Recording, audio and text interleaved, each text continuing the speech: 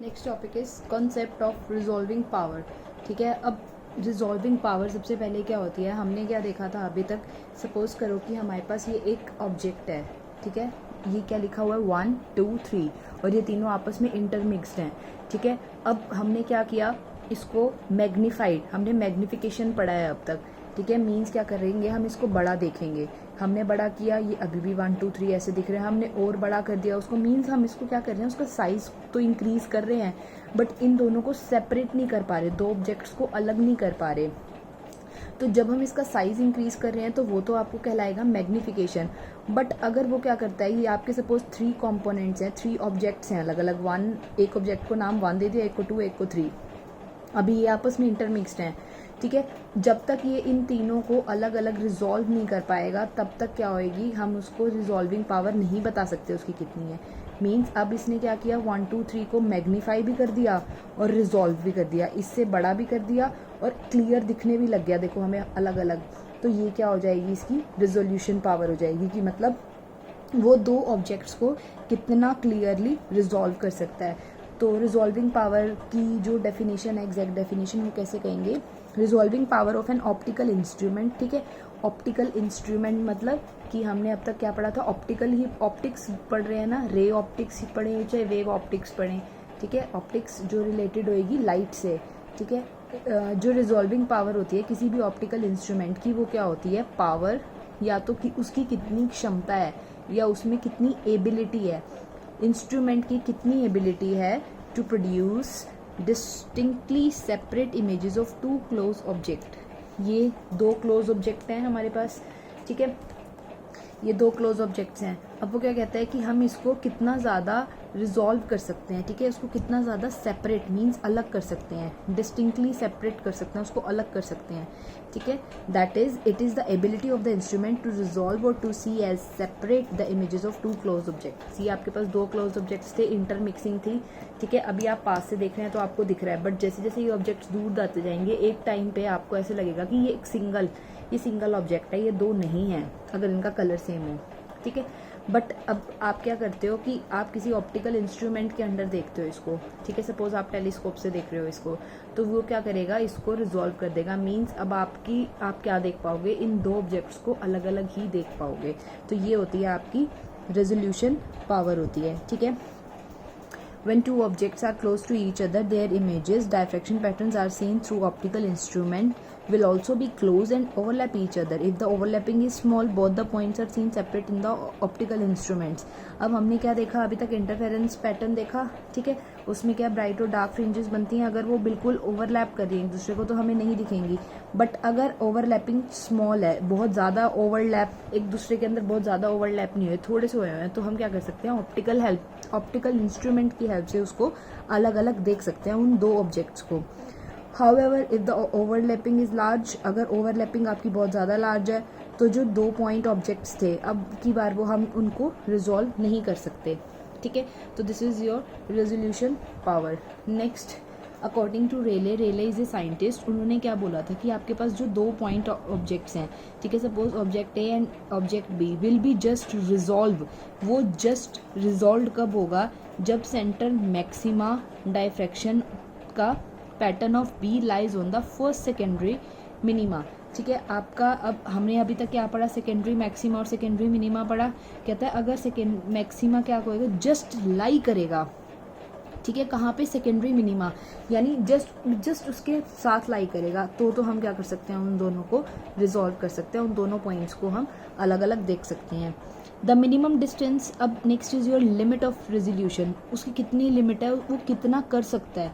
The minimum distance between 2 objects which can just be seen as separate by the optical instrument. ठीक है, ये क्या कहता है कि वो मिनिमम डिस्टेंस, वो छोटे से छोटा डिस्टेंस उन दोनों पॉइंट के बीच में जहाँ पे वो आपका जो ऑप्टिकल इंस्ट्रूमेंट है वो उनको अलग कर सके। ठीक है, सपोज कर दो कि ये ऐसे रखे हैं, हम इसको ऑप्टिकल इंस्ट्रूमेंट के अंदर देख रहे हैं, बट ये क्या है, हमें अलग अलग नहीं दिख रहे। अब हमने इसका कुछ ये डिस्टेंस कर दिया, अब हम उसको अलग अलग ऑब्जेक्ट देख सकते हैं ऑप्टिकल इंस्ट्रूमेंट के थ्रू। ठीक है, तो ये क्या कहलाएगी, आपकी लिमिट, यानी कितनी लिमिट है कि आप उनका कितना कम से कम डिस्टेंस रखो कि आप उनको रिजॉल्व कर सको। Next is obviously smaller the limit of resolution of the optical instrument greater is the resolving power, means जितना कम लिमिट ऑफ रेजोल्यूशन होगा उतनी ज़्यादा, ये इन्वर्सली प्रोपोर्शनल हो गए, ठीक है, यानी और जितना ज़्यादा उसका लिमिट ऑफ रेजोल्यूशन होगा उतनी कम उसकी रिजॉल्विंग पावर होगी। और ह्यूमन आई की जो रिजॉल्विंग पावर होती है, ठीक है, अगर हम क्या करते हैं थीटा जो हमारा एंगल बन रहा है, ठीक है, अगर वो एंगल 1 मिनट या 1/60 डिग्री से छोटा होता है तो हम ऑब्जेक्ट्स को हम नहीं देख सकते। जब तक हमारा जो एंगल बन रहा है, हम देख रहे हैं यहाँ से, ठीक है, एक एंगल बनेगा हमारी आईज से उस ऑब्जेक्ट के बीच में, ठीक है, हमारी 2 आईज हैं, ये एक ऑब्जेक्ट पड़ा है तो उससे हमारी आईज में ये हमारी आई है, ठीक है, यहाँ पे एक एंगल बन रहा है। अगर वो एंगल 1 मिनट से छोटा हो गया तो हम उसको अलग अलग ऑब्जेक्ट नहीं देख सकते, हम उसको सिर्फ हमें लगेगा वो सिंगल ऑब्जेक्ट है। तो ऑब्जेक्ट्स को आइडेंटिफाई करने के लिए, मीन्स 2 ऑब्जेक्ट को सेपरेट अलग अलग देखने के लिए हमारा जो एंगल होना चाहिए वो 1 मिनट से कम होना चाहिए, मतलब ज़्यादा होना चाहिए।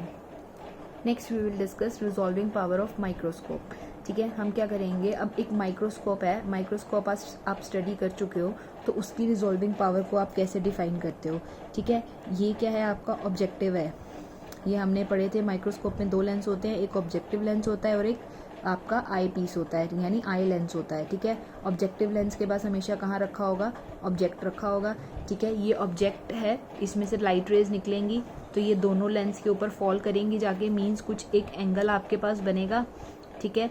अब हमने क्या देखना है आपके पास, अब इसमें क्या है आपकी जो डी की वैल्यू है, स्मॉल डी, ठीक है, जो स्मॉल डी है वो तो किस किस के बीच में डिस्टेंस है आपका, डिस्टेंस बिटवीन 2 पॉइंट ऑब्जेक्ट्स, आपके पास जो 2 पॉइंट ऑब्जेक्ट्स होंगे जिनकी इमेज आपको माइक्रोस्कोप में देखनी है, उन दोनों के बीच का जो मिनिमम डिस्टेंस है उस मिनिमम डिस्टेंस को आप क्या कहोगे, लिमिट ऑफ रेजोल्यूशन, ठीक है।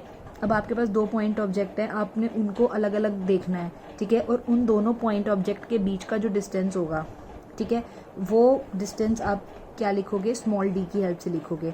अब ये जो वैल्यू ऑफ स्मॉल डी है ये कैसे डिपेंड करती है, वेवलेंथ के तो डायरेक्टली प्रोपोर्शनल होगी, ठीक है, बट इन्वर्सली प्रोपोर्शनल होगी जो आपका एंगल बना रहा है, ये कौन एंगल बना, ये ऑब्जेक्ट आपका एंगल बनाएगा, ठीक है। अब इसमें एंगल एक तो क्या बना, इसका थीटा बना, दूसरा भी क्या बना, इसके साथ थीटा एंगल बनाया सेंटर से इसने, तो टोटल एंगल कितना हो गया, 2 थीटा।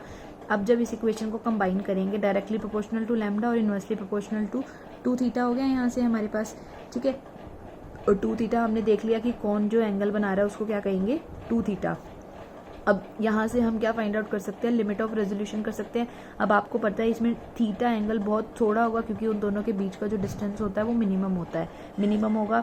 देखो अब जैसे मैंने ये एक डिस्टेंस ले लिया, ठीक है, ये 2 ऑब्जेक्ट्स ले लिए, अब हम यहाँ पे एंगल ऐसे बनाएगा ये यहाँ पे, ठीक है।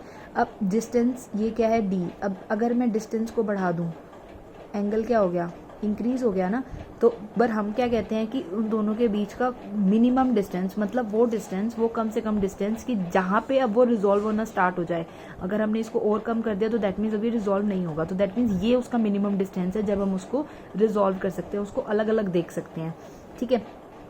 अच्छा, डी जितना छोटा है थीटा उतना ही छोटा होगा, और डी हमें क्या चाहिए, मिनिमम ही चाहिए, ठीक है। तो अगर हमने देखा है कि डी मिनिमम है तो दैट मीन्स थीटा भी छोटा है, ठीक है, थीटा छोटा है। अगर थीटा छोटा होता है तो उसकी जगह हम क्या लिख सकते हैं, जैसे साइन थीटा की जगह थीटा लिख देते हैं तो इसकी जगह हम साइन थीटा पुट कर सकते हैं, ठीक है। तो दैट मीन्स ये आपकी वैल्यू क्या आ गई, लिमिट ऑफ रेजोल्यूशन की आ गई, D is equals to lambda 2 sine theta, ठीक है। बट अगर आप सपोज करो कि आपका ऑब्जेक्ट और आपका जो ऑब्जेक्टिव लेंस है, ठीक है, ये आपके ऑब्जेक्ट्स हैं, ये आपका ऑब्जेक्टिव लेंस है, अगर इसके बीच में कोई मीडियम है यानी वैक्यूम नहीं है, अब की बार कोई मीडियम हमने ले लिया तो उस केस में आप क्या लगा दोगे, म्यू लगा दोगे, साइन 2 म्यू साइन थीटा लिख दोगे, तो ये आपकी क्या हो जाएगी, लिमिट ऑफ रेजोल्यूशन हो जाएगी, D, that is small D, ठीक है। तो इसका फॉर्मूला आपको ध्यान रखना है, small D is equals to lambda 2 mu sine theta.